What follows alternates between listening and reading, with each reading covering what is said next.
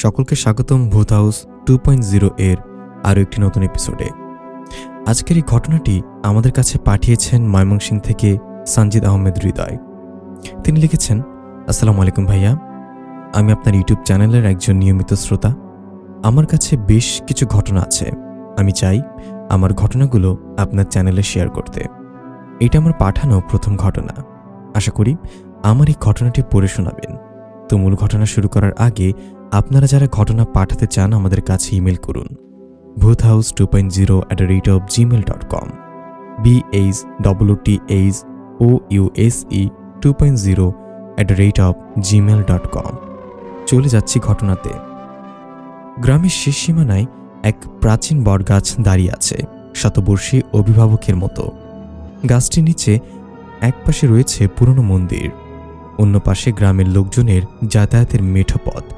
দিনের আলোয় এর শীতল ছায়ায় পথচারীরা বিশ্রাম নেয়, কিন্তু রাত নামলে এই জায়গাটি যেন অলৌকিক রহস্যের আচ্ছাদনে ঢেকে যায়। দাদু সেই রাতে বাজার থেকে ফিরছিলেন, কাঁধে একটি বড় ঝাঁকা, ভেতরে বাজারের জিনিসপত্রের সঙ্গে ইলিশ মাছও ছিল। সময় তখন রাত 11টা পেরিয়েছে। মেঠো পথে একা একা হাঁটতে হাঁটতে দাদু যখন বটগাছের নিচে পৌঁছালেন, তখন হঠাৎই একটা অদ্ভুত অনুভূতি হলো, যেন কেউ তার কাঁধের ঝাঁকাটা স্পর্শ করছে। ঝাঁকার ওজন হালকা হয়ে গেল, অথচ দাদু কিছুই বুঝতে পারলেন না। ভয় আর কৌতূহলে দাদু থামলেন। তিনি তাকিয়ে দেখলেন ঝাঁকার মধ্যে মাছগুলো আর নেই। এক মুহূর্তের জন্য ভাবলেন হয়তো ভুল করে ফেলে এসেছেন, কিন্তু তারপর উপরে তাকাতেই তার চোখে ধরা পড়ল এক অদ্ভুতপূর্ব দৃশ্য। বটগাছের ঘন দাড়ির সঙ্গে ইলিশ মাছগুলো ঝুলে আছে, যেন কারোর খেলার ছলে সাজানো হয়েছে। মাছগুলো এমন উচ্চতায় ঝুলছে যা এক লাফে ধরা সম্ভব। বাড়িতে দাদি তখন একা ছিলেন। রাত গভীর হয়ে আসায় দ্রুত মাছ ভাজার কাজে নেমে পড়লেন। কড়াইতে মাছ ফেলার পর ঘরের বাইরে থেকে কেমন যেন ফিসফিসানি আওয়াজ ভেসে এলো। আমাকে এক পিচ মাছ দে। দাদি থমকে গেলেন। প্রথমে ভেবেছিলেন হয়তো ভুল শুনছেন, কিন্তু একটু পরেই আবার একই শব্দ। এবার তিনি রান্নাঘর থেকে বাইরে বেরিয়ে কুপি নিয়ে চারিদিকে দেখলেন, কোথাও কেউ নেই। ফিরে এসে মাছ ভাজার কাজ শেষ করলেন। যখন মাছ ভাজা হয়ে গেল, দাদি থালায় খাবার তুলে দাদুকে খেতে দিলেন। কিন্তু তখনই ঘটল সবচেয়ে ভয়ঙ্কর ঘটনা। দাদু দেখলেন থালায় কোনো মাছ নেই, এমনকি কড়াইতেও এক পিসও অবশিষ্ট নেই। দাদি হতবাক, কিন্তু নিজে রান্না করেছেন, তবু কিভাবে মাছগুলো উধাও হয়ে গেল? দাদু প্রথমে দাদিকে বকা দিতে শুরু করলেন, তুই কি বিড়াল দিয়ে খাইয়ে দিয়েছিস নাকি? তখন দাদি পুরো ঘটনা বললেন। দাদু যখন বটগাছের নিচে ইলিশ মাছের সেই অলৌকিক ঘটনা স্মরণ করলেন, তখন পুরো ব্যাপারটা তার কাছে পরিষ্কার হলো। এই ঘটনাটা সাধারণ কোনো চুরি নয়, বরং কিছু অলৌকিক শক্তির কারসাজি। দাদু সাহস সঞ্চয় করে লাফ দিয়ে মাছগুলো ধরলেন। মাছগুলো নিচে পড়ে গেল, আর তিনি তাড়াতাড়ি পাতার সঙ্গে ঢেকে নিয়ে বাড়ির পথে রওনা দিলেন।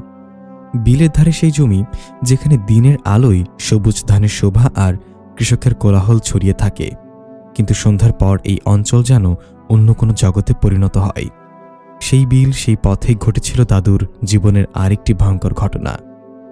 এক বিকেলে দাদু জমির কাজ শেষ করে বাড়ির দিকে রওনা দিলেন। তখন সূর্য ডুবে গেছে, অন্ধকার নেমে আসতে শুরু করেছে। গ্রামে আসতে হলে বিলের এক পাশ দিয়ে পায়ে হাঁটা পথ ধরে আসতে হয়। একা একা হাঁটছিলেন দাদু। বাতাসে কেমন যেন শীতল একটা ভাব, আর দূর থেকে কোথাও কোথাও শেয়ালের ডাক ভেসে আসছে।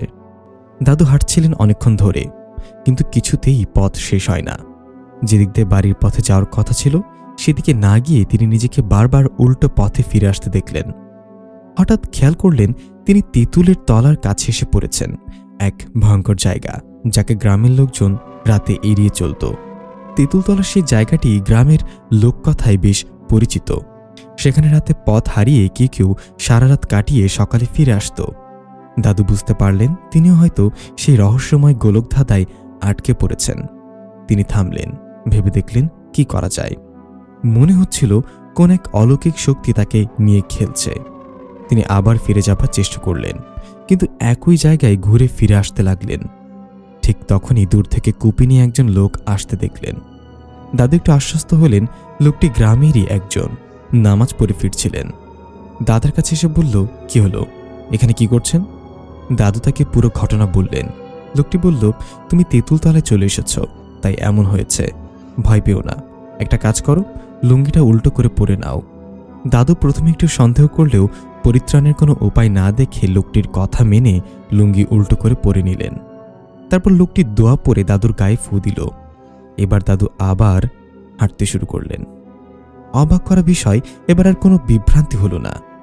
পথটা যেন নিজের থেকেই ঠিক হয়ে গেল। দাদু সোজা বাড়ির রাস্তায় এসে পৌঁছালেন। তিনি যখন বাড়ি ফিরলেন তখন রাত প্রায় 9টা। বাড়ির সবাই দাদুকে এত দেরিতে ফিরতে দেখে চিন্তিত ছিল। পরের দিন দাদু তার অভিজ্ঞতা গ্রামের বয়স্কদের কাছে বললেন। তারা জানালো, তেঁতুলতলায় এরকম ঘটনা নতুন কিছু নয়। সেই জায়গাটি নাকি অনেক আগেই অভিশপ্ত হয়ে গেছে। কেউ কেউ বলে সেখানে একসময় কোনো এক জিনের আস্তানা ছিল। কেউ বিলে সেখানে গেলে নাকি কানা বল্লায় ধরে। গ্রামের ভাষায় কানা বল্লা মানে বিভ্রান্তি বা ভ্রমে ধরা। গ্রামের সেই মেথো পটটি যেখান দিয়ে দাদু চাচারা প্রায়ই রাত বিরাত জমি থেকে বাড়ি ফিরতেন, সেখানে গভীর রাতে ঘটেছিল এমন এক ঘটনা যা শুনলে গায়ের লোম খাড়া হয়ে যায়। এই গল্পটি আমার বড় চাচার অভিজ্ঞতা। চাচা তখন রাতে জমিতে সেচ দেওয়ার কাজ করছিলেন। সেচের মেশিন চালানোর জন্য মেশিন ঘরে থাকতে হতো। মেশিন ঘরের পাশেই ছিল একটি পুকুর আর তার পাশের গ্রামের স্কুল। রাত 9টার দিকে চাচা খাওয়ার জন্য বাড়ি ফিরছিলেন। তার হাতে ছিল একটি ল্যাম্প আর পুকুর পাড়ের রাস্তা ধরে তিনি হেঁটে চলেছেন। পুকুর পাড়ের স্কুলের সামনের রাস্তায় চাচা হঠাৎই দেখতে পেলেন অসংখ্য মুরগির বাচ্চা ছোটাছুটি করছে। রাতের নির্জন রাস্তায় এতগুলো বাচ্চা দেখে তিনি অবাক হয়ে গেলেন। প্রথমে ভাবলেন কারো মুরগি হয়তো ছানাগুলো নিয়ে বেরিয়েছে, কিন্তু আশেপাশে কোথাও মুরগির দেখা নেই। চাচা কিছুক্ষণ দেখলেন, তারপর একটা সিদ্ধান্ত নিলেন। তিনি মেশিন ঘর থেকে লুঙ্গি এনে মুরগির বাচ্চাগুলোকে এক জায়গায় জড়ো করতে লাগলেন। তার ইচ্ছা ছিল এগুলো বাড়ি নিয়ে গিয়ে সকালে কারোর হলে ফেরত দেবেন। বেশ কিছু বাচ্চা একত্র করলেন এবং লুঙ্গি দিয়ে বেঁধে কাঁধে তুলে নিলেন। বাড়ি ফিরে দরজায় কড়া নাড়লেন। চাচি দরজা খুললেন। চাচা তখন খুশি মুখে বললেন, দেখো, রাস্তা থেকে কতগুলো মুরগির বাচ্চা নিয়ে আসলাম। চাচি অবাক হয়ে বললেন, কই, কিছু তো দেখছি না। চাচা তখন লুঙ্গি খুলে মাটিতে ফেলে দিলেন, কিন্তু হতবাক হয়ে দেখলেন সেখানে কিছুই নেই। লুঙ্গির ভেতরে শুধু ধুলো আর শুকনো মাটি। এতক্ষণ ধরে তিনি যা মুরগির বাচ্চা ভেবেছিলেন তা আসলে কিছুই ছিল না। চাচা পুরো স্তম্ভিত হয়ে গেলেন। চাচি প্রথমে ভেবেছিলেন চাচা হয়তো মজা করছেন, কিন্তু চাচার কাঁপা কাঁপা গলা শুনে বুঝলেন ব্যাপারটা স্বাভাবিক নয়। সে রাতে চাচার মেশিন ঘরে ফিরে যাননি। তিনি সিদ্ধান্ত নিলেন পরের দিন দুজন ভাইপোকে নিয়ে মেশিন ঘরে যাবেন। যদিও রাতটা কাটল ভয়ে ভয়ে, চাচা ঘুমানোর চেষ্টা করলেও বারবার চোখের সামনে সেই মুরগির বাচ্চাগুলোর দৃশ্য ভেসে উঠতে লাগলো। এই ঘটনা গ্রামে জানাজানি হওয়ার পর অনেকেই বলল পুকুর পাড়ের সেই জায়গাটি নাকি অভিশপ্ত। কেউ কেউ বলে রাতে সেখান দিয়ে গেলে পুকুরের কোনো অশুভ জিন মানুষকে বিভ্রান্ত করে। আবার কেউ বলল হয়তো কোনো জিন বা ভূত তার খেলা দেখিয়েছে। চাচা এরপর আর কখনো রাতে মেশিন ঘরে একা যাননি। তার সঙ্গে কেউ না কেউ থাকত। গ্রামের খড়ের গদার উপর প্রায়শই পেঁচারা বসে থাকত। রাতে তাদের ডাকে গ্রামের মানুষজনের কাছে অস্বাভাবিক কিছু নয়। কিন্তু এক রাতে আমার চাচাতো ভাইয়ের জীবনে পেঁচার সঙ্গে জড়িয়ে ঘটেছিল এমন এক ঘটনা যা শুধু তাকে নয়, পুরো পরিবারকে আতঙ্কিত করে তুলেছিল। আমার চাচাতো ভাই একদিন জমি থেকে বাড়ি ফিরছিলেন। ফেরার সময় পুকুর পাড়ের খড়ের গাদার পাশে একটা পেঁচাকে বসে থাকতে দেখে। গাছ নিচে একটু খুঁজতেই পেল পেঁচার বাসা, আর বাসায় ছিল কিছু বড় বড় ডিম। সেই ডিমগুলো দেখে তার মনে হলো এগুলো হাঁসের ডিমের মতো। বাড়িতে আনার জন্য ডিমগুলো সে লুঙ্গিতে জড়ালো। একটা দুটো নয়, পুরো 4টা ডিম। মনে হয়েছিল এগুলো বিক্রি করলে কিছু পয়সা হবে। ডিমগুলো লুকিয়ে বাড়ি নিয়ে এলো এবং ধানের তুষের ভেতর রেখে দিল। পুকুর পাড়ের ধারে থাকা খড়ের গাদার উপর পেঁচার বাসা দেখা ছিল আমার চাচাতো ভাইয়ের জীবনের সবচেয়ে ভুল সিদ্ধান্তের শুরু। পেঁচার বাসার ডিম বাড়িতে আনার পর থেকেই অদ্ভুত কিছু ঘটনা ঘটতে শুরু করে।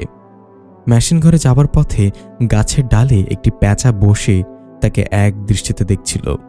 সে ভেবেছিল সাধারণ পেঁচা, কিন্তু মেশিন ঘরে ঢোকার পর পেঁচাটি মেশিন ঘরে চালায় এসে বসে ভয়ঙ্কর শব্দে ডাকতে শুরু করল। রাত যত গভীর হতে লাগলো, পেঁচার ডাক ততই অদ্ভুত হতে থাকলো। বারবার মনে হচ্ছিল পেঁচাটি যেন মেশিন ঘরে ঢোকার চেষ্টা করছে। সারা রাত সে ভয় জেগে রইল। দুঃস্বপ্ন আর শারীরিক অসুস্থতা এরপর থেকে প্রতি রাতেই সে পেঁচাকে দেখতে লাগলো। শুধু বাস্তবে নয়, স্বপ্নেও প্যাঁচাটি তাকে তাড়া করত। স্বপ্নে দেখত বিশাল এক প্যাঁচা তার উপর ঝাঁপিয়ে পড়ছে। এভাবে কয়েকদিন চলার পর তার শরীর খারাপ হতে শুরু করল। জ্বর এলো আর তার চোখের নিচে গভীর কালো দাগ পড়ে গেল। দিন দিন সে দুর্বল হয়ে পড়ছিল। গ্রামের লোকেরা বলল প্যাঁচাটি কোনো সাধারণ পাখি নয়, এটি কোনো জিনের প্রতিরূপ হতে পারে।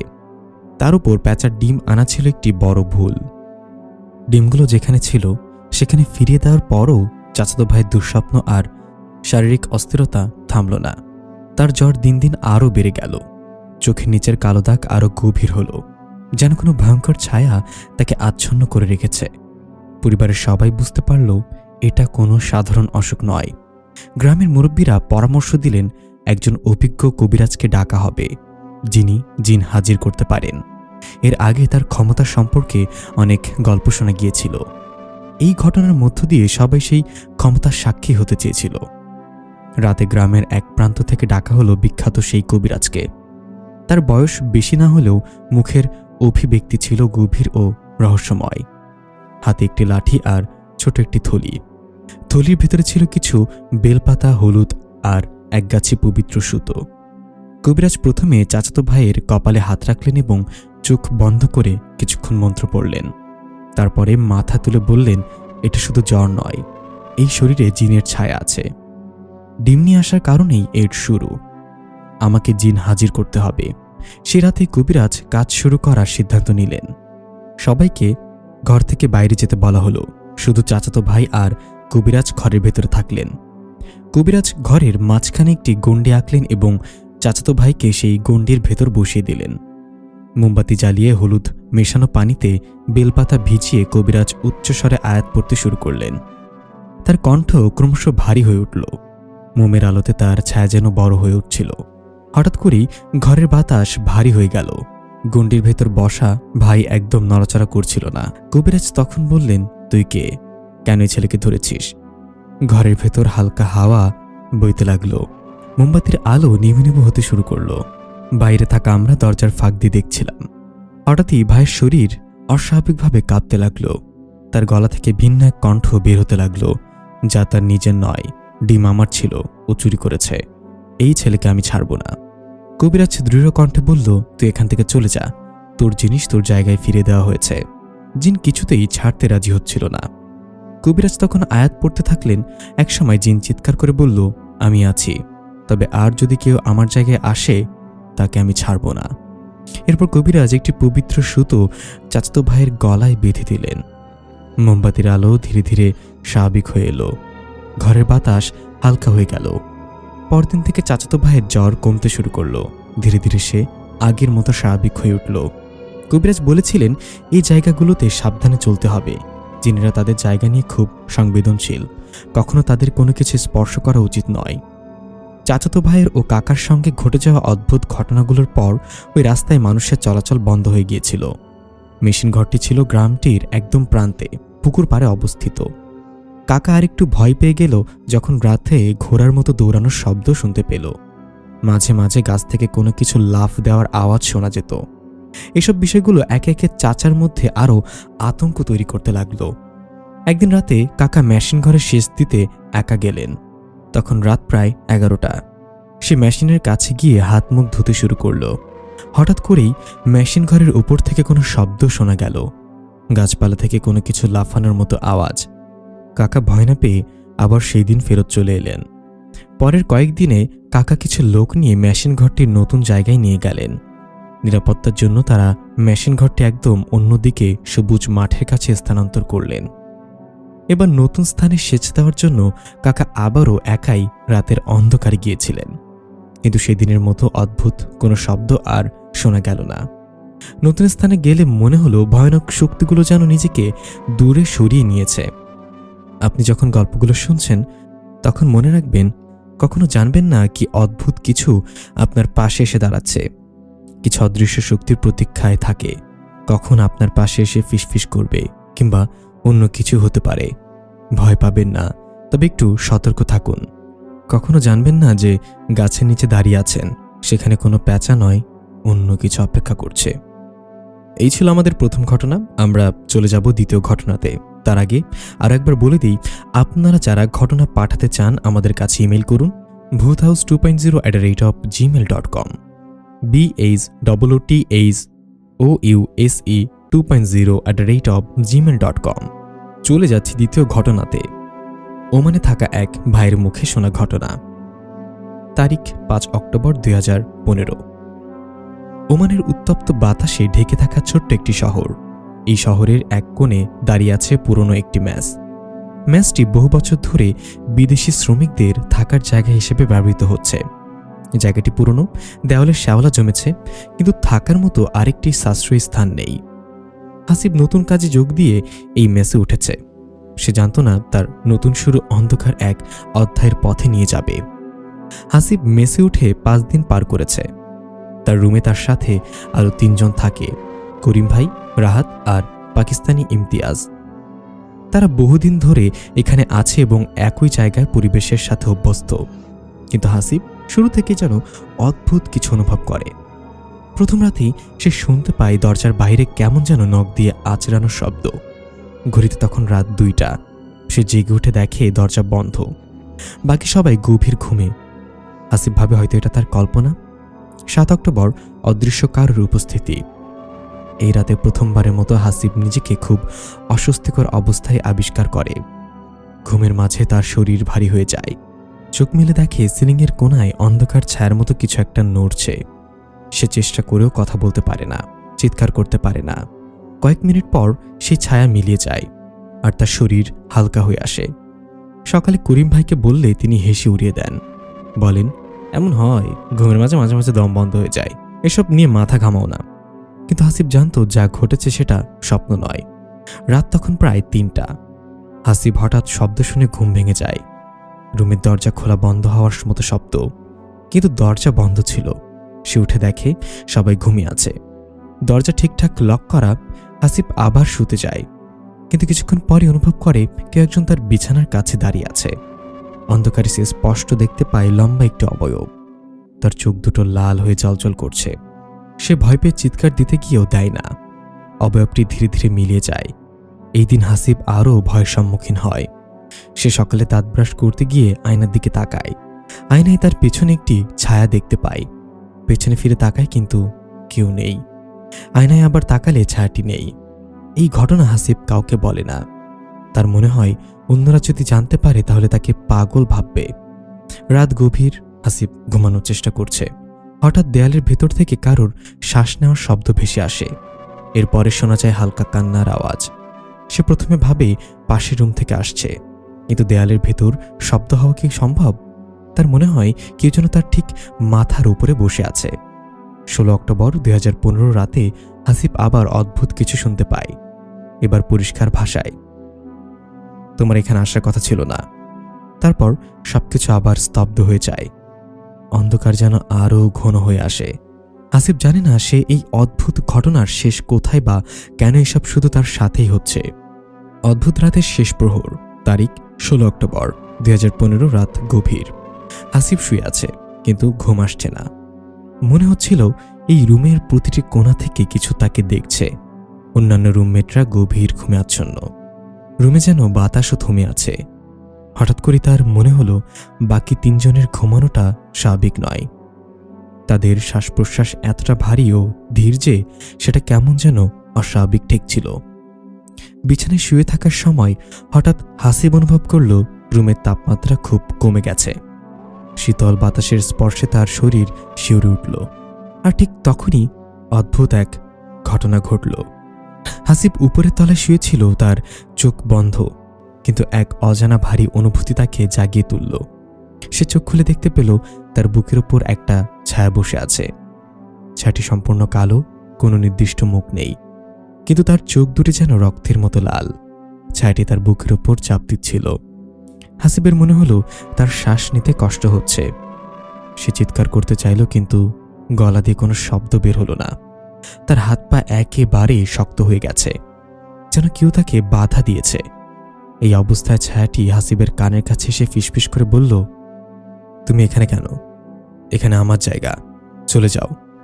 হাসিব অনেক চেষ্টা করেও নিজেকে ছায়াটির প্রভাব থেকে মুক্ত করতে পারছিল না। সে একবার নিচের বিছানায় শুয়ে থাকা করিম ভাইয়ের দিকে তাকালো। করিম ভাই ঘুমিয়ে আছেন, কিন্তু তার মুখের ভঙ্গি যেন অস্বাভাবিক। মনে হচ্ছিল তিনি জেগে থেকেও কিছু দেখছেন না। ইমতিয়াজ আর রাহাতও গভীর ঘুমে আচ্ছন্ন। আস্তে আস্তে ছায়াটি মিলে গেল, কিন্তু যাওয়ার আগে এক ফোঁটা ঠান্ডা শ্বাস হাসিবের মুখে ফেলে দিল। হাসিব মনে করলে এবার হয়তো সে মুক্তি পেল। সকালে হাসিব ঘুম থেকে উঠে দেখল তার শরীর ব্যথায় ভেঙে পড়েছে। করিম ভাই তাকে জিজ্ঞাসা করলেন, তোমার মুখ এমন ফ্যাকাশে কেন? রাতে কিছু ঘটেছে নাকি? হাসিব ভয়ে কাউকে কিছু বলতে পারল না। সে জানত কেউই তার কথা বিশ্বাস করবে না। সেদিন বিকেলে হাসিব মেস থেকে বের হয়ে আশেপাশের লোকজনের সাথে কথা বলার চেষ্টা করল। সে জানতে চাইল এই জায়গা নিয়ে কেউ কি আগে কিছু বলেছে। এক বৃদ্ধ দোকানদার তার কথায় কান দিল। তিনি হাসিবকে বললেন, এই ম্যাচটা আগে থেকেই খারাপ। এখানে বহু বছর আগে থেকে এক নির্মাণকর্মী মারা গিয়েছিল। শোনা যায় সে নাকি এখনও ফিরে আসে। হাসিব বুঝতে পারল তার সাথে যা ঘটেছে সেটা কোনো সাধারণ ঘটনা নয়। সেদিন রাতে হাসিব ঠিক করল সে জেগে থাকবে, কোনোভাবেই ঘুমাবে না। কিন্তু কিভাবে সেই রহস্যময় ছায়ার মোকাবিলা করবে সেটা তার কাছে এখনও অজানা। হাসিব আর এই ম্যাচে থাকতে চায় না। প্রতিদিন রাতে ভয়ঙ্কর অভিজ্ঞতা তার মনের উপরে বিশাল চাপ ফেলছে। সে বুঝতে পারছে রুমের অন্যরা এখানে বছর ধরে থাকলেও তারা কখনো এমন কিছু দেখেনি। কিন্তু কেন শুধুমাত্র তার সাথে এমন হচ্ছে? রাতের পর রাত সে ঘুমাতে পারে না। একদিকে কাজের চাপ, অন্যদিকে অদ্ভুত ঘটনার ভয়। এক সকালে করিম ভাইয়ের কাছে গিয়ে হাসিব বলল, ভাই, আমি ম্যাচ ছেড়ে চলে যাচ্ছি, এখানে থাকা সম্ভব নয়। করিম ভাই কিছুটা বিস্মিত হয়ে বললেন, কেন, কি হয়েছে? আমরা তো এখানে কতদিন ধরে আছি, কোনো সমস্যাই তো হয়নি। হাসিব বলল না কিছু। তার মনে হচ্ছিল এই ঘটনা অন্যদের বলা অর্থহীন, কেউ তাকে বিশ্বাস করবে না। হাসিব আর দেরি না করে ম্যাচ ছেড়ে চলে যায়। নতুন জায়গায় উঠলেও তার ভেতর এক ধরনের ভয় থেকে যায়। পুরনো রাতগুলোর কথা ভুলতে সে আপ্রাণ চেষ্টা করে, কিন্তু মাঝে মাঝে ঘুমের মধ্যে এখনও বুকের ওপর চাপ পড়ার অনুভূতি জেগে ওঠে। পুরনো ম্যাচে হাসিবের জায়গায় অন্য এক নতুন ছেলে ওঠে, নাম রাসেল। হাসিবের মতোই সে উপরতলার বিছানায় থাকে। প্রথম কয়েকদিন সব ঠিকঠাক ছিল, তবে 5 নভেম্বর রাতে রাসেল হঠাৎ করিম ভাইয়ের মুখ ভাঙিয়ে চিৎকার করে উঠল, ভাই, আমার বুকের ওপর কিছু একটা ছিল, আমি নড়তে পারছিলাম না। করিম ভাই এবার কিছুটা চিন্তিত হয়ে পড়লেন। এতদিন কেউ এমন কিছু বলেনি, তবে রাসেলের কথা শুনে তার মনে কিছুটা সন্দেহ জাগল। একদিন রাসেল রাতের বেলা রুমের বাতি বন্ধ রেখে উপরে বিছানায় শুয়েছিল। হঠাৎ তার মনে হলো কাঁধে কেউ হাত রেখেছে। সঙ্গে সঙ্গে সে উঠে বসে। ঘরের আলো জ্বালিয়ে দেখতে পেল পাশে কেউ নেই, কিন্তু তার গায়ে শীতল স্পর্শের অনুভূতি তখনই স্পষ্ট। এরপর থেকে রাসেলও কিছুদিনের মধ্যে ম্যাচ ছেড়ে চলে যায়। এক স্থানীয় ব্যক্তি করিম ভাইকে বললেন, তোমাদের ম্যাচে বিছানায় আগে এক লোক মারা গিয়েছিল। সে নির্মাণকর্মী ছিল, তার সাথে থাকা জিন ওখানে রয়ে গেছে। শোনা যায় তার জায়গায় কেউ শুলে সে সহ্য করতে পারে না, সে শুধু নিজের বিছানাতেই ফিরে আসে। করিম ভাই প্রথমে এসব বিশ্বাস করেনি, কিন্তু রাসেল ও হাসিবের অভিজ্ঞতার পর তার মনে এক ধরনের ভয় জন্মে। পুরনো ম্যাচের রুমের সেই উপরের বিছানায় আর কেউ ওঠে না। ম্যাচের সবাই এক বিছানা থেকে দূরে থাকে। অদ্ভুতভাবে বাকি 3টি বিছানার কেউ কখনো এমন অভিজ্ঞতার মুখোমুখি হয়নি। ম্যাচের রুম এখনো ব্যবহার করা হয়, কিন্তু আগেই যারা থাকতো তারা সবাই চলে গিয়েছে। হাসিব মাঝে মধ্যে এই ঘটনাগুলো মনে করে শিউরে ওঠে। নতুন জায়গায় থাকলেও রাতের নির্জন মুহূর্তে তার মনে হয় সেই ছায়াটি যেন তাকে ডাকছে। মনে হয় একদিন হয়তো সে আবার ফিরে যাবে সেই বিছানার কাছে। এই ছিল আমাদের দ্বিতীয় ঘটনা। আজকের এই ঘটনাটি পাঠিয়েছেন মারিয়া আক্তার মদিন। এই বাড়িটা ভালো না ভাবি? আপনি পোয়াতি মানুষ, আপনার জামাই বিমান বাহিনীতে চাকরি করে, 2 দিন পর পর মিশনে যায়। এই অবস্থায় আপনার একা বাড়িতে থাকা ঠিক হবে না। প্রতিবেশীর কথায় সেদিন একটু অবাক হয়েছিলাম। মহিলাটি দেখতে সুন্দর হলেও তার জিহ্বা কাদাকার কালো। আমার শয়নকক্ষের বাতায়ন খুলে তাকালেই মহিলাটির ব্যালকনি দেখতে পাওয়া যায়, অথচ আসার পর থেকেই দেখছি তার বাড়ির প্রতিটা দরজা জানালা বন্ধ, জানালায় আবার পর্দাও টাঙানো। ঘরের মধ্যে মানুষ আছে, কিন্তু তা বাইরে থেকে আন্দাজ করা মুশকিল। এই তো মাত্র 2 সপ্তাহ হলো গাজীপুরে শিফট হয়েছে। আমি আর আমার হাজব্যান্ড ছোট থেকে বেড়ে ওঠা ঢাকাতেই, তাই গাজীপুরের এমন গাছপালা আচ্ছাদিত পরিবেশ আমার জন্য একেবারে নতুন। আমাদের বাড়িটি খুব বেশি বড় না, আবার একেবারে ছোটও না। বাড়ির কাঠের তৈরি দোতলা বিশিষ্ট। খুব কম মূল্যে এই বাড়িটি বন্ধক নিয়েছে আমার স্বামী তুষার। আশেপাশে অন্য বাড়ি বলতে আমার প্রতিবেশী নিপা ভাবিদের বাড়ি ছাড়া আর কোনো বাড়ি নেই। বাড়ির চারিদিক শালবনে ঘেরা। রাত হলেই অদ্ভুত সব নিশাচর পাখির ডাক ভেসে আসে। আমার দিন কেটে যায় ঘরের মধ্যে সময় কাটিয়েই। এটা ওটা করতে করতে কখন যে দিন পেরিয়ে যায়। একা হাতে কাজ করতে করতে দুপুর হয়ে যায়। দুপুরে তুষার আসে, লাঞ্চ করে আবার কাজে চলে যায়। কাজ থেকে ফিরতে ফিরতে সন্ধ্যা গড়ায়। এতটুকু সময় আমি নিজের সঙ্গে কাটিয়ে পার করে দেই। বোরিং লাগে না? আমার বাড়ির সামনে একটা কদম গাছ আছে। গাছের নিচে আছে একটা দোলনা। মাঝে মধ্যেই বিকেল হলে আমি দোলনায় গিয়ে বসি। মৃদু বাতাসে কখনো বা দোলনায় বসে গুনগুন করতে করতে বই পড়ি। ভালোই লাগে। নিপা ভাবি মাঝে মধ্যেই তখন আমার কাছে আসেন। এই বাড়ি, এই জায়গা নিয়ে নানান অপ্রকৃতস্থ গল্প বলেন। ভূতের গল্প আমার বেশ ভালো লাগে, তবে আমি ভূতে বিশ্বাসী নই। কিন্তু জিন যে আছে সেটা আমি মনে প্রাণে বিশ্বাস করি। আজ বিকেল আমি দোলনায় এসে বসি। গোসল করে মাত্রই চুল শুকানোর জন্য বাইরে এসে বসেছি। সঙ্গে নিয়ে এসেছি হুমায়ুন আহমেদের দেবী বইটি। কতবার পড়েছি বইটি, তাও একটু অভক্তি জাগে না। ভাবি, আপনার কয় মাস চলে? হঠাৎ অপ্রস্তুত কণ্ঠস্বরে আমি ভরকে উঠি। পেছনে ফিরতে দেখি নিপা ভাবি। আরে আপনি? আমি তো ভয় পেয়ে গিয়েছিলাম। আর আপনি আমাকে নাম ধরতে চাইলে ডাকতে পারেন, জুলফা আমার নাম। নিপা ভাবি কদম গাছের সঙ্গে হেলান দিয়ে বলল, আপাতত ভাই বলে না হয় ডাকি। আচ্ছা, উত্তর দিলেন না যে? কয় মাস চলে আপনার? আমি বইয়ের পাতায় চোখ বুলে জবাব দিলাম, 3 মাস। 3 মাস চলে আমার। ভাবি, আপনার বাড়িতে কে কে আছে? মানে অনেকদিন তো হলো এখানে এসেছে, আপনাকে ছাড়া আর কাউকেই দেখলাম না। আপনার বাচ্চারা কোথায়? আমার কোনো বাচ্চা নেই, তবে একটা বাচ্চার অনেক শখ। আপনার বাচ্চা? আর কিছু বলার আগেই তুষারের গলা কর্ণকুহরে এসে ঠেকল। বইয়ের পাতা থেকে চোখ সরিয়ে সামনে তাকাতেই দেখতে পেলাম তুষার দাঁড়িয়ে। কদম গাছের দিকে তাকাতেই দেখি নিপা ভাবিও কোথাও নেই। ওমা, মহিলাটি গেল কোথায়? একটু আগেই তো এখানে ছিল। এমন দুপুরবেলা তুমি এখানে কি করছো? জানো না এমন সময় অনেক কিছু বেঁচে চলতে হয়? চলো ঘরে চলো। আমি প্রত্যুত্তর না দিয়ে তুষারের সঙ্গে ঘরে চলে আসি। তবে মনের মধ্যে একটাই প্রশ্ন বারবার স্লোগান তুলছে, নিপা ভাবি কোথায় গেল? ঘটনার সূত্রপাত সেদিন থেকেই। মাঝরাতে হঠাৎ পেটে প্রচণ্ড ব্যথা অনুভব হতেই ঘুমটা ভেঙে যায় আমার। ভেবেছিলাম তুষারকে জাগিয়ে তুলব, কিন্তু এই সামান্য কারণের জন্য তাকে জাগিয়ে তোলার ইচ্ছা হলো না। সারাদিন রাত কত খাটুনি করে লোকটা। ঘড়ির কাঁটায় তখন বোধ হয় 2:35। আমি বিছানা ছেড়ে সিঁড়ি বেয়ে নিচে নেমে আসি। রান্নাঘরে যাই। ফ্রিজের থেকে ঠান্ডা পানি বের করে পানি পান করি। হঠাৎ মনে হলো ড্রয়িং রুমে কেউ একজন বসে আছে। এক নাগারে কিছু একটা বিড়বিড় করছে। বিস্ময়ে আমার ভ্রু কুঁচকে এলো। মাত্র তো ড্রয়িং রুমের সামনে দিয়ে এলাম, তখন তো কাউকে দেখলাম না। সাহস করে ড্রয়িং রুমের দিকে এগুতে লাগলাম। যত এগুচ্ছে ততই শব্দটা বেড়েই যাচ্ছে। সঙ্গে সোফায় বসে থাকা ব্যক্তির ছায়াটাও ড্রিম লাইটের আলোয় বড় হচ্ছে। কাছে যেতেই দেখে একটা কালো কুচকুচে বিড়াল আমার দিকে অদ্ভুতভাবে তাকিয়ে ম্যাও ম্যাও করছে। বিড়বিড় শব্দটা এখন আর নেই, বোধহয় মনের ভ্রম ছিল। এদিকে একটা বিড়াল, কিন্তু এটা ঘরে কি করে ঢুকলো? হঠাৎ চোখ যায় জানালার দিকে। দেখতে পাই জানালা খোলা। তার মানে জানালাটা আজকে আর লাগানো হয়নি। কিন্তু স্পষ্ট মনে আছে বিকেলে আমি রোজকার মতো সব জানালা বন্ধ করে দিয়েছিলাম। বিড়ালটিকে তাড়াতে হয় না, সে নিজে জানালা দিয়ে বেরিয়ে যায়। হঠাৎ আমার চোখ যায় জানালার বহির্ভূত দৃশ্যের দিকে। কিছু একটা দেখা যাচ্ছে, অথচ কি দেখা যাচ্ছে তা আমি ঠিক করে আন্দাজ করতে পারছি না। আকস্মাৎ আমার পেছন থেকে একটা অদ্ভুত ভারী গলা ভেসে আসে, তোর বাচ্চাটা আমায় দিবি? আমার মাথাটা হঠাৎ ব্যথায় ছটফট করে ওঠে।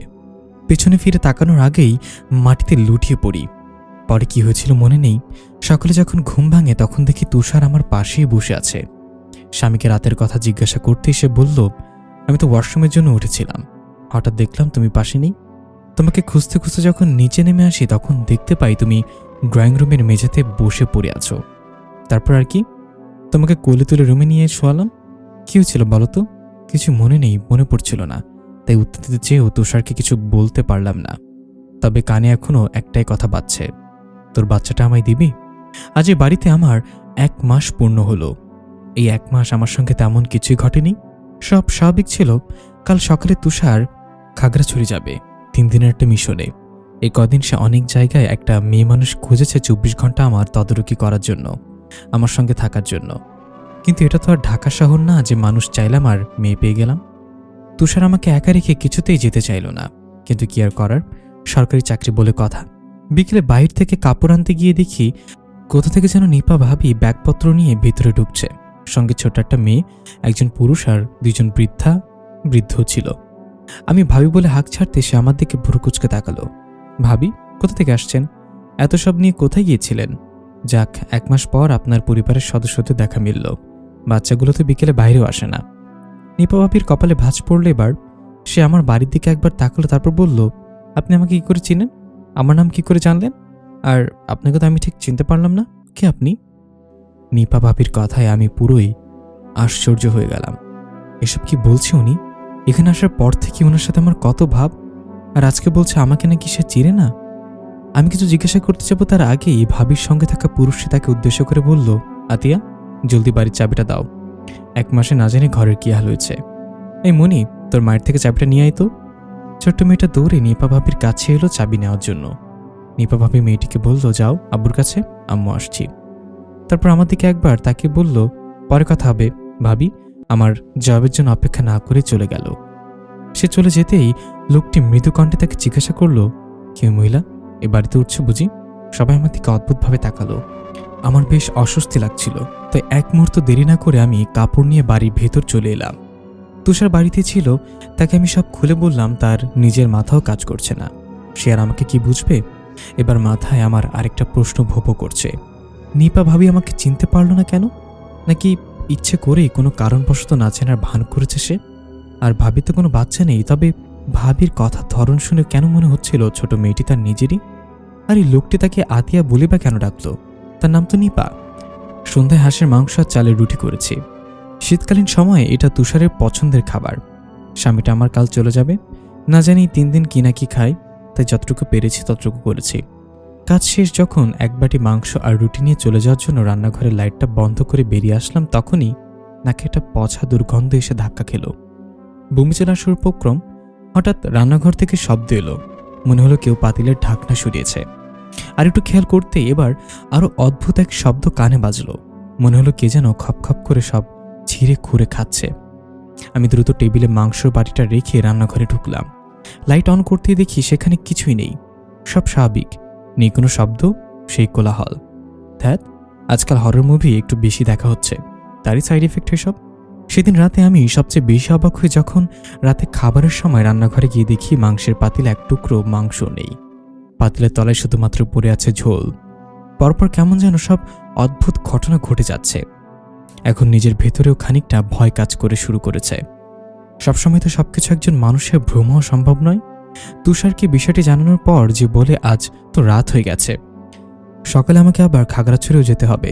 3 দিন একটু কষ্ট করো, যদি দেখো 3 দিনের সব স্বাভাবিক আছে তাহলে তো ভালোই, তা নাহলে আমি বাড়ি ফিরে হুজুরকে এনে একটা মিলাদের ব্যবস্থা করব। আমিও তাতে রাজি হলাম। তবু তুষারের আমাকে ফেলে যেতে বেশ চিন্তা হচ্ছিল, তাই সে আমার ছোট ননদকে কল করে 2-1 দিনের ভেতরে এখানে আসতে বলে। সঙ্গে আমার শাশুড়িও আসবে শুনে একটু খুশি হলাম। বাড়িতে একা থাকার চেয়ে তাদের এখানে চলে আসাই ভালো। এমনি তো বছর শেষে আমার শ্বশুর শাশুড়ি আর ননদ দেবর এখানে চলে আসার কথা, কিন্তু সামনে দেবরের এক্সাম আছে, তাই সবাই ঠিক করেছে এবারের বছরটা শেষ করেই তারা এখানে শিফট হবে। পরের দিন আমার দিনটা খুব একটা ভালো যায় না। তুষারের জন্য অনেক মন খারাপ হচ্ছিল। অদ্ভুত একটা ভয়ও মনের মধ্যে বাসা বেঁধেছিল। সেদিন রাত 1:30টায় হঠাৎ বিকট একটা শব্দে আচমকা ঘুম ভেঙে যায় আমার। রাত ভালোই হয়েছে, আমার আবার একটা বদ অভ্যাস আছে, একবার ঘুম ভাঙলে সহজে ঘুম আসে না। তুষারটা চলে গেছে বিদায় মনটা কেমন কেমন জানি করছে। সারাটা দিনও আজকে কেমন যেন একগুঁয়ে কেটেছে। ফোনটা হাতে নিয়ে ফেসবুকে কিছুক্ষণ স্ক্রলিং করতে থাকি। হঠাৎ তুষারের কল আসে। প্রথমে একটু অবাক হই, এত রাতে কল করেছে। পরে ভাবলাম সারাদিন কাজ করে এখন হয়তো রাত জেগে বন্ধুদের সঙ্গে আড্ডা দেওয়া হচ্ছে। ফোন রিসিভ করতে তুষারের একটা কথাই বলল, সব ঠিক আছে? ব্যাস, সঙ্গে সঙ্গে লাইনটা কেটে যায়। নেট সমস্যা হয়তো। আমি উঠে বারান্দায় যাই। হঠাৎ দোলনার দিকে তাকাতেই মনে হলো কে যেন দোলনায় পা ঝুলিয়ে বসে গুনগুন করছে। মেয়েলি কণ্ঠস্বর। আমার শরীরটা শিউরে ওঠে। আয়াতুল কুরসি পড়তে পড়তে বারান্দার দরজা বন্ধ করে রুমে চলে এলাম। তুষারকে বেশ কয়েকটি কল করি, কিন্তু ফোন বন্ধ দেখাচ্ছে। খুব ভয় করছিল আমার। হঠাৎ আননোন নাম্বার থেকে একটা কল আসলে কলটা ধরতে ওপার থেকে ভেসে আসে একটা অস্পষ্ট কণ্ঠ। ভয়েসটা কেটে কেটে আসছিল। ভাবলাম হয়তো কোনো সমস্যা হয়েছে, দেখে তুষার অন্য কারোর নাম্বার থেকে কল করেছে। নেট সমস্যার কারণে কথা অস্পষ্ট শোনাচ্ছে। একটা কল আসার পর আর কোনো কথা আসেনি, তাই আমিও আর এহীন বিষয়ে এত মাথা ঘামালাম না। ঘুম আসছে না, এখানে ভয় করছে। বিছানায় এসে দোয়া পরে ঘুমানোর চেষ্টা করছি। হঠাৎ অনুভূত হলো পিঠের ওপর কেমন যেন শীতল নিঃশ্বাস পতন হচ্ছে। ধীরে ধীরে নিঃশ্বাসের শব্দ বাড়তে শুরু করে। মনে হচ্ছে এই তো ঠিক আমার পেছনেই কেউ একজন শুয়ে আছে, কিন্তু সেটা তো অসম্ভব বিষয়।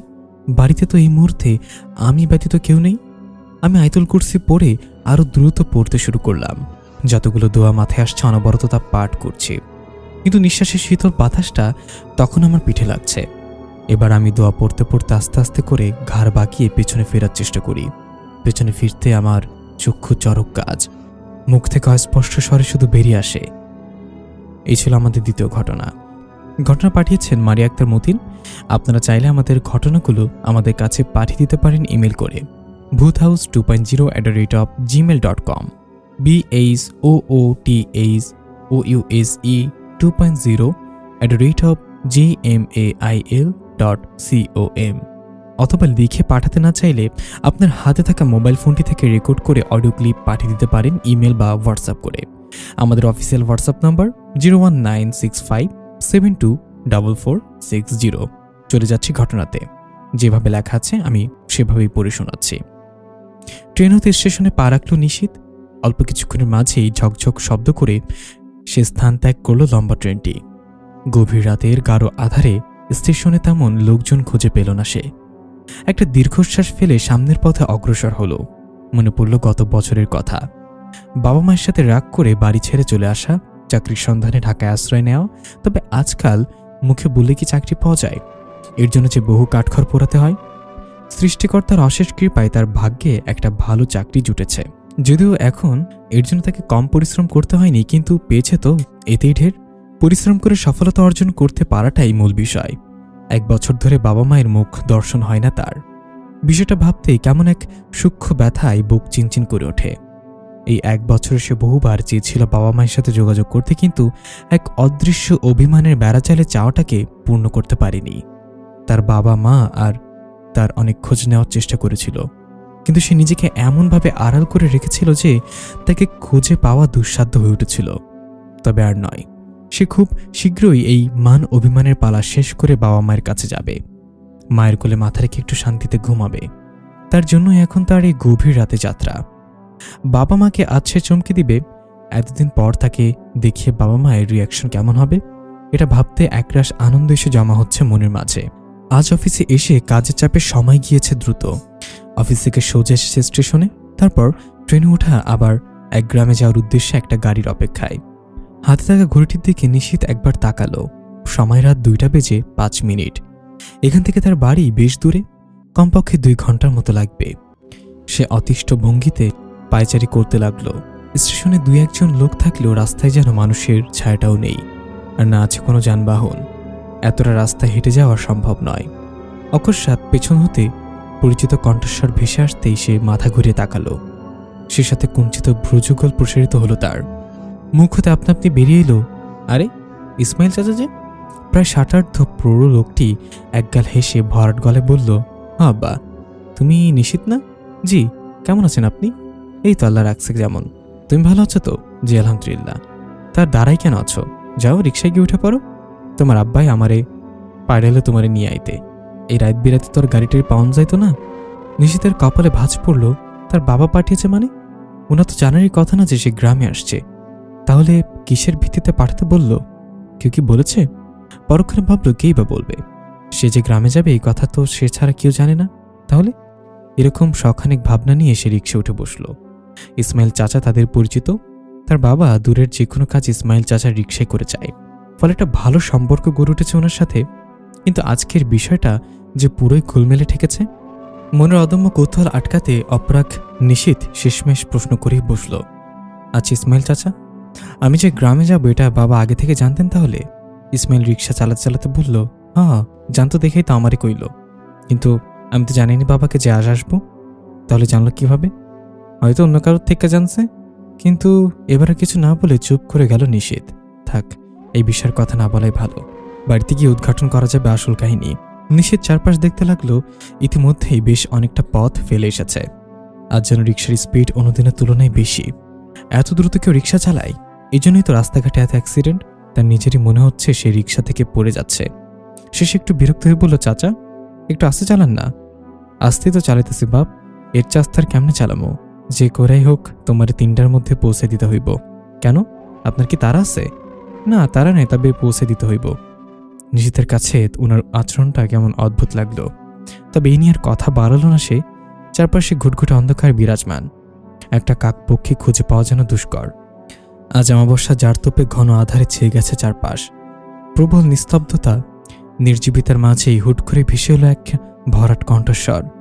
নিশীথ আব্বা, আজকে না আইলেও পারতা। নিশীথ তৎক্ষণাৎ প্রশ্ন ছুড়ল, কেন? এমনি।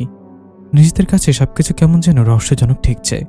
তার বাড়িতে আসার কথা বাবার জেনে যাওয়া, ইসমাইল চাচার এই পাগলের মতো রিক্সা চালানো, সাথে এমন রহস্যজনক কথাবার্তা ও আচার আচরণ। এসব ভাবনার মাঝেই আবার ভেসে আসলো সেই ভরাট কণ্ঠস্বর, আব্বা, আইসা পড়ছি, নাইমা পড়ো। নিশীথের ধ্যান ভাঙল। অবাক হয়ে দেখল সে এত তাড়াতাড়ি চলে এসেছে। যেখানে পৌঁছাতে কমপক্ষে 2 ঘন্টা সময় লাগত, সেখানে মাত্র 1 ঘন্টা। পর মুহূর্তে ভাবল যে স্পিডে রিক্সা চালিয়েছে, দ্রুত না পৌঁছে উপায় আছে। ঘড়িতে দ্বিতীয়বারের মতো সময় দেখল, 3টা বেজে 1 মিনিট। সে ভাড়া মেটাতে মানিব্যাগ বের করতে উনি বলে উঠলেন, তোমার আব্বা ভাড়া দিয়ে দিছে। ও আচ্ছা, তাহলে গেলাম চাচা, ভালো থাকবেন। তোমার লগে যে ভারী ভারী ব্যাগ, এগুলো একলা নিতে পারবা? চল আমি লগে যাই। না না, আপনারা তো কষ্ট করতে হবে না। তাছাড়া আপনি আসার আগ পর্যন্ত আমি একাই নিয়ে এসেছি, আমার সমস্যা হবে না। না তাও চলো। আর এই রাস্তাও বেশি ভালো না, এখন মাঝরাইত, কত যায় না কি না কি হইয়া যায়। চলো, আমি আগাইয়া দেই। এরপর আর না করতে পারল না নিশীথ। অজ্ঞতা তাকেই সামনে এগোতে হলো। তাদের বাড়িতে যেতে রিক্সা থেকে নেমে বেশ খানিকটা পথ এগিয়ে যেতে হয়। যেই পথটা যানবাহন চলাচলের জন্য বেশি সুবিধার নয়, ফলে এই পথে তেমন কোনো যানবাহনের চলাচল দেখা যায় না। নিশীথ হাঁটতে গিয়ে খেয়াল করল পথটা বেশ কর্দমাক্ত, হয়তো ইদানিং বেশ বৃষ্টি পড়েছে।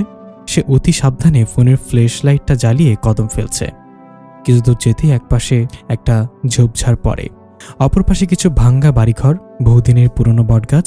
এইটুকু পথে দিনের বেলায় গাছ ছমছম করে, সেখানে রাতের বেলায় তো আর কথাই নেই। ভালোই হয়েছে ইসমাইল চাচা সাথে আছে, না হলে একা একা যেতে ভয় লাগতো ভীষণ। নিশীথ যেই না ঝোপঝাড়টার পার করবে, তখনই ভেসে আসলো কিছু অদ্ভুত ভয়ানক কণ্ঠস্বর। গায়ে কাটা দেওয়ার মতো কণ্ঠ, ভরাট গলায় গা কাঁপিয়ে যেন কেউ কান্না করছে, হাঁসফাঁস করছে। নিশীথের আত্মা কেঁপে উঠে ছলাৎ করে উঠে বুকের ভেতর। এভাবে কোনো মানুষ কান্না করে? সে কান্নার আওয়াজের উৎস খোঁজার চেষ্টায় যখন উন্মুখ, তখনই গায়ে কারোর স্পর্শ পেল এবং তাড়াতাড়ি করে লাফিয়ে উঠল। ইসমাইল চাচাকে দেখে স্বস্তির নিঃশ্বাস ফেলল। তবে সেই স্বস্তি বেশিক্ষণ টিকল না, যখন দেখল ইসমাইল চাচার অদ্ভুত দৃষ্টি।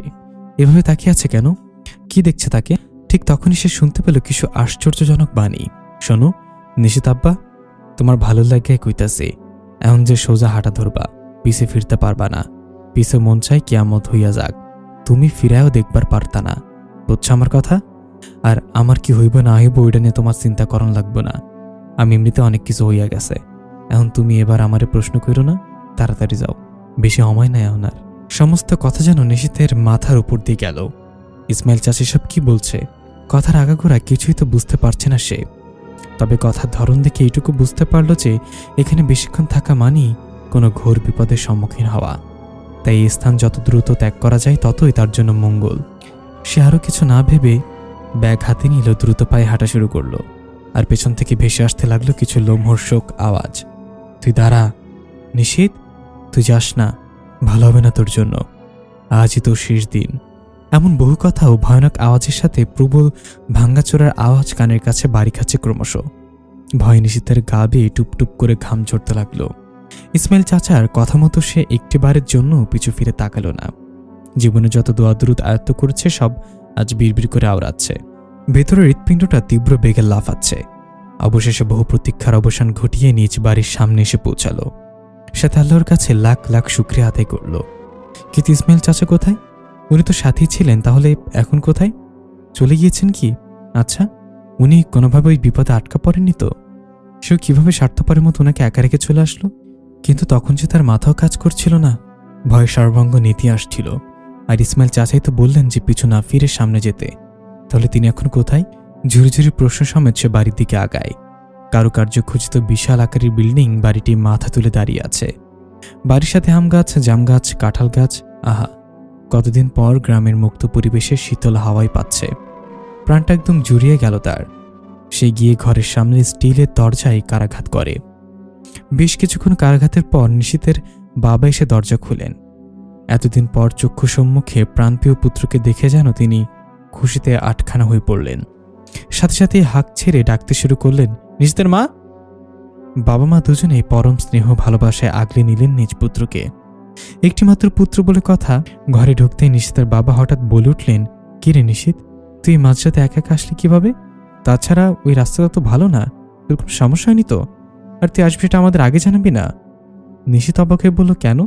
তুমি তো জানতেই যে আমি বাড়ি আসবো আজ, তাই তো ইসমাইল চাচাকে পাঠিয়ে দিলে আমাকে নিয়ে আসতে। ইসমাইল চাচা তো আমার সাথে এতটা পথ ছিল। ইসমাইল নামটি শুনতে অবাক নয়নে তাকালো নিশীথের বাবা। কপালে বিন্দু বিন্দু ঘাম জমতে লাগলো। তিনি নিশ্চিত হতে পুনরায় বললেন, তুই সব ঠিক বলছিস তো? তোর সাথে ইসমাইলই ছিল? হ্যাঁ, আমি কি ইসমাইল চাচাকে চিনব না? নিশীথের বাবা ধপ করে বসে পড়লেন, মাথায় হাত দিয়ে বললেন, নিশীথ, তুই বুঝতে পারছিস তুই কি বলছিস? ইসমাইল গত বছর মারা গেছে। গতবার তুই যখন রাগ করে ঢাকায় চলে গেলি, তখন তোকে খুঁজতে আমি আর তোর মা একদিন ঢাকায় গিয়েছিলাম, কিন্তু তোকে তো আর খুঁজে পাইনি, তাই হতাশ মনে ফিরে আসছিলাম। সেদিন ফিরতে ফিরতে আমাদের এমন রাত হয়ে গিয়েছিল। ইসমাইলকে আগে থেকেই খবর দিয়ে রেখেছিলাম, ফলে আসতে সুবিধা হয়েছিল। সেদিন আজকের মতো এমন অমাবস্যা ছিল। আর যখন আমরা রিক্সা থেকে নেমে পথটা ধরলাম, তখন কেমন অদ্ভুত আওয়াজ আসতে লাগলো। আমি আওয়াজটা কোথা থেকে আসছে দেখতে যেতে চাইলাম, ইসমাইল আমাকে বাধা দেয়। সে আমাদের সামনে এগিয়ে যেতে বলে, নিজে যায় আওয়াজের উৎস খুঁজতে। আমরা বারবার তাকে নিষেধ করি, কিন্তু সে আমাদের বারণ শুনেনি। আমি যদিও শুনেছিলাম অমাবস্যা রাতে এই পথে মাঝরাতে অথবা রাত ৩টার সময় আসা ঠিক না, এখান দিয়ে যে যায় সে নাকি আর ফিরে আসে না। আমি আবার আগে এসব কথাকে তেমন আমলে নেইনি, কিন্তু সেদিন সব বুঝতে পেরেছিলাম। ইসমাইল তো এই এলাকায় থাকে না, তাই সে জানেও না। তাকে সেদিন এতবার না করলাম, কিন্তু শুনল না আমার কথা। বিনিময়ে কি পেল? মৃত্যু। পরের দিন সকালে সেখানে তার লাশ খুঁজে পাই। ইসমাইলের জন্য মনের মাঝে একটা অপরাধ বোধ সৃষ্টি হয়েছে, যেটা হয়তো আমরা কোনোদিনই খুঁজবে না। নিশীথের মস্তিষ্ক শূন্য হয়ে গেল। সবকিছু ছাপিয়ে তার একটানে কেবল একটি মা জানানো ডাক বারবার বাজছে, নিশীথ আব্বা। এই ছিল আমাদের তৃতীয় ঘটনা। চতুর্থ ঘটনাটা যাওয়ার আগে আরও একবার মনে করিয়ে দিই, যারা ঘটনা পাঠাতে চান আমাদের কাছে ইমেল করুন। স্বাগতম বুথ হাউস 2.0 নতুন এপিসোডে। আজকের এপিসোডটি আমাদের কাছে পাঠিয়েছেন আরিশা ইসলাম। আপনারা চাইলে আপনার সাথে ঘটে যাওয়া আপনার শোনা কিংবা জানা ঘটনাগুলো শেয়ার করতে পারেন আমাদের সাথে। ঘটনা শেয়ার করার জন্য আমাদের কাছে ইমেইল করুন boothhouse2.0@gmail.com BOOTHOUSE2.0@gmail.com। আশা করছি আপনার ঘটনা পাঠিয়ে আমাদেরকে সহযোগিতা করবেন। চলে যাচ্ছি মূল ঘটনাতে। সালটা 2012।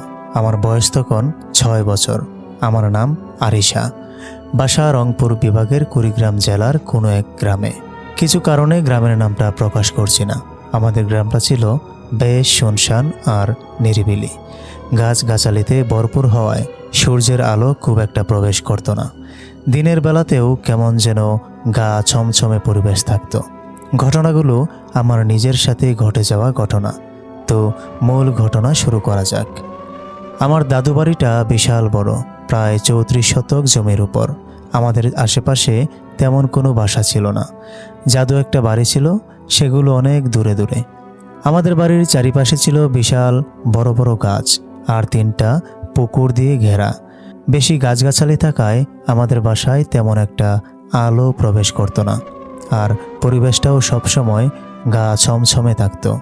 আমাদের বাসায় তেমন কোনো সদস্য ছিল না, শুধু আমার দাদু, দাদি, ছোট ফুফু আর মেজো চাচি থাকতেন। বাকিরা চাকরির সুবাদে বাইরে থাকতেন। তখন ছিল শীতকাল। আমার মেজো চাচি ছিলেন ভরা মাসের গর্ভবতী। এমনই এক মধ্যরাতে আমার চাচির প্রসব বেদনা ওঠে। তিনি একটা মেয়ে সন্তান জন্ম দেন। আমার দাদি আর আমার ছোট ফুফু বাচ্চাটিকে বাহিরে উঠানে নিয়ে পরিষ্কার পরিচ্ছন্ন করে দিচ্ছিলেন। আমিও তাদের সাথে বাহিরে দাঁড়িয়েছিলাম। হঠাৎ করেই আমার চোখ থেমে যায় পুকুরের উপর লেবু গাছের তলে থাকা একটা অবয়বের দিকে। অবয়বটি ছিল একদম কালো কুচকুচে, মানুষের মতো হাত পায়ের গঠন, কিন্তু চেহারাটা দেখা যায় না। যেহেতু সেদিন চাঁদনী রাত ছিল, তাই আমি স্পষ্ট দেখতে পাচ্ছিলাম অবয়বটিকে। সে এক দৃষ্টিতে আমার দিকে তাকিয়েছিল। আমি তখন ছোট ছিলাম, তেমন বুঝতাম না যে ওটা কি ছিল, তাই আমিও এক দৃষ্টিতে সেটার দিকেই তাকিয়েছিলাম। হঠাৎ করেই অবয়বটি আমাকে হাতে ইশারা করে কাছে ডাকতে শুরু করে।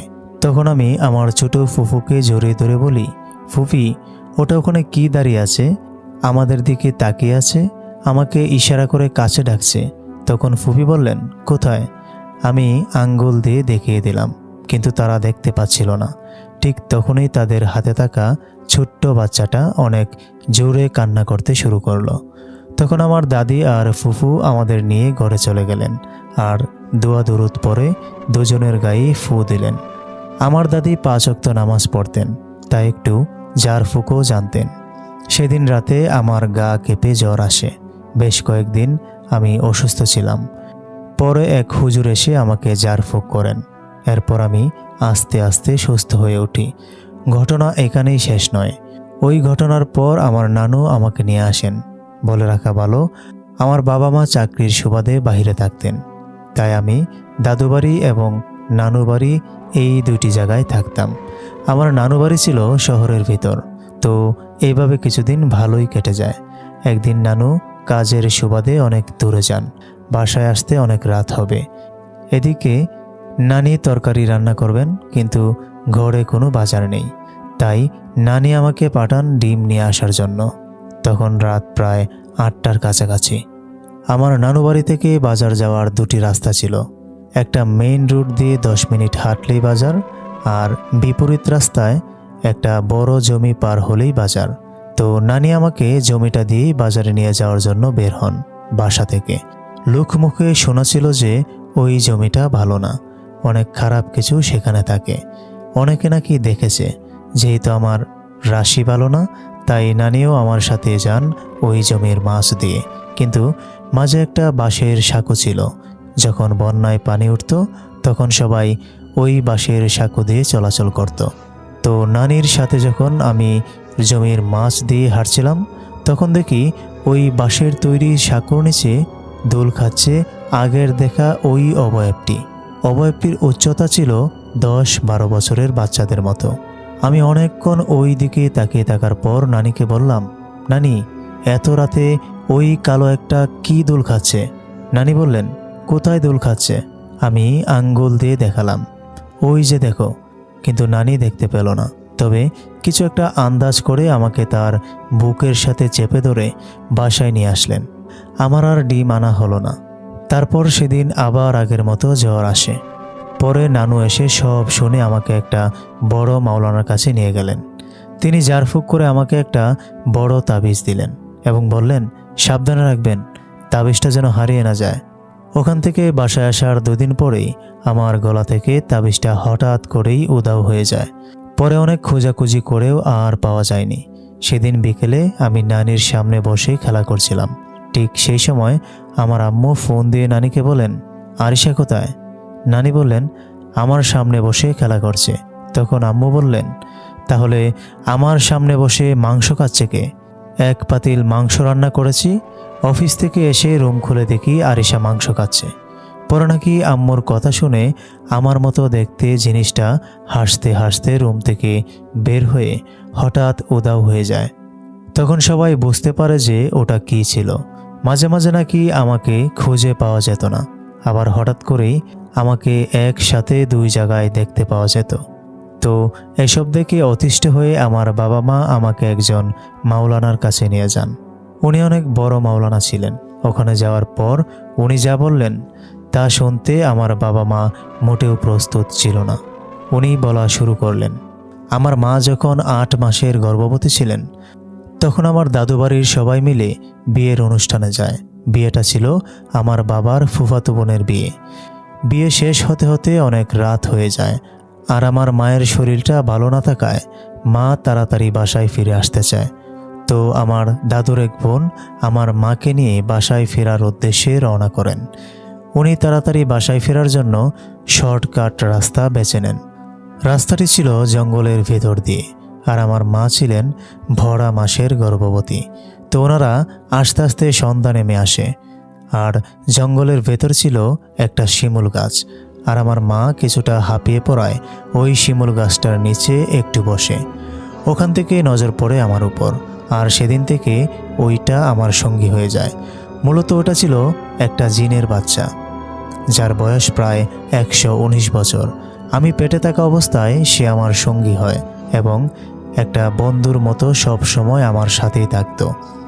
আমারও মনে আছে, আমি ছোটবেলায় একটা বাচ্চার সাথে খেলতাম, আর হঠাৎ করেই উধাও হয়ে যেত। আমার দাদুর আদা বাগান ছিল, সেখানে আমি একটা বাচ্চার সাথে খেলতাম, কিন্তু কেউ আসলে দেখতো আমি একাই খেলছি, আর সে হঠাৎ করে উধাও হয়ে যেত। সে নাকি বিভিন্ন সময় বিভিন্ন রূপ নিয়ে আসতো, এমনকি সে আমাকে পড়াতো। সে নাকি অনেক জ্ঞানী ছিল। ওই হুজুর জানায় এই জিন কেউ ছাড়াতে পারবে না, এই জিনটা ভালো, আর আমার সাথে নাকি ভাই বোনের মতো থাকতো। ওই হুজুর আরও বলেন, যখন আমার বয়স 12 বছর হবে তখন নাকি সে নিজে থেকেই চলে যাবে। সে মাঝে মাঝে নিজের রূপে আসতো, আর সে কারণেই আমি ভয় পেয়ে মাঝে মধ্যেই অসুস্থ হয়ে পড়তাম। আর আমাকে যে একই সময় 2 জায়গায় দেখা যেত, সেটা নাকি ওই জিন ছিল, যে আমার রূপ নিয়ে বিভিন্ন সময় বিভিন্ন জায়গায় যেত। তাই আমাকে একই সাথে 2 জায়গায় দেখা যেত, তবে সে কখনো আমার ক্ষতি করেনি। আমার বয়স 12 বছর হওয়ার পর থেকে তাকে আর আমি দেখিনি। এখন কোনো তাবিজ বা জার ফুকরেও আশ্রয় নেই না। আলহামদুলিল্লাহ, এখন থেকে অনেক ভালো আছি। তবে আমার মনে হয় মাঝে মাঝে সে আমার কাছে আসে, তার উপস্থিতি আমি অনুভব করি, কিন্তু সে আমার কোনো ক্ষতি করে না। এই ছিল আমাদের আজকের ঘটনা। ঘটনাটি কেমন লেগেছে অবশ্যই কমেন্ট করে জানাবেন।